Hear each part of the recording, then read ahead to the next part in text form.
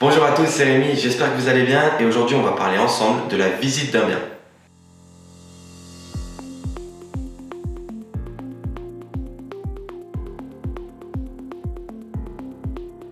Lors de la visite, c'est sûrement la première fois que vous allez découvrir le bien. Il sera important d'écouter votre ressenti à l'intérieur. Dans un second temps, analysez les critères qui sont importants pour vous.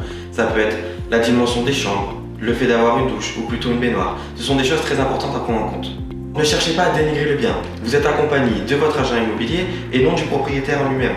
N'ayez pas peur de lui dire ce qui vous plaît pas et ce qui fait que vous donnerez suite à la visite ou non. L'agent immobilier, quant à lui, se doit d'être impartial. Expliquez-lui votre projet, votre budget et le sentiment que vous avez à l'intérieur de la maison. Il pourra s'appuyer sur ces arguments-là pour défendre votre offre. En effet, un propriétaire aura plus de facilité à accepter une offre face à quelqu'un qui met en valeur son bien. Car le propriétaire a une forte valeur sentimentale à l'intérieur de son bien, comme par exemple il a vu grandir ses enfants, il a construit la maison de ses propres mains, tout cela additionné crée une valeur sentimentale. On va maintenant passer à l'étape de l'offre d'achat. La question que tout le monde se pose, c'est quelle offre faire face au prix affiché.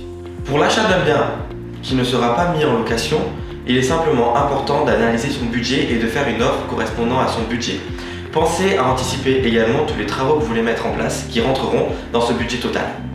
Maintenant, pour les biens mis en location, dont le but est de dégager du cash flow, on va focaliser son offre d'achat face au taux de rentabilité. Le taux de rentabilité se calcule facilement. Il suffit de prendre le prix d'achat de votre bien, divisé par la somme des loyers que vous allez percevoir sur l'année. Multiplié par 100, cela vous donnera un taux de rentabilité. Un bon taux de rentabilité se situe entre 7 et 10%.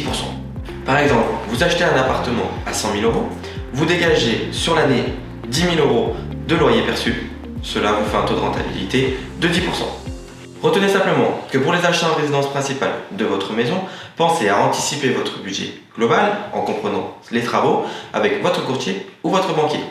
En ce qui concerne les appartements pour le mise en location et le but est de dégager du cash flow, pensez à jouer sur votre taux de rentabilité. Pour cela, une seule solution, le prix à payer de l'appartement. Si vous avez d'autres questions relatives à l'immobilier, à la location, à quoi que ce soit, n'hésitez pas à les poser en commentaire et j'y répondrai avec plaisir. Et je vous dis à bientôt.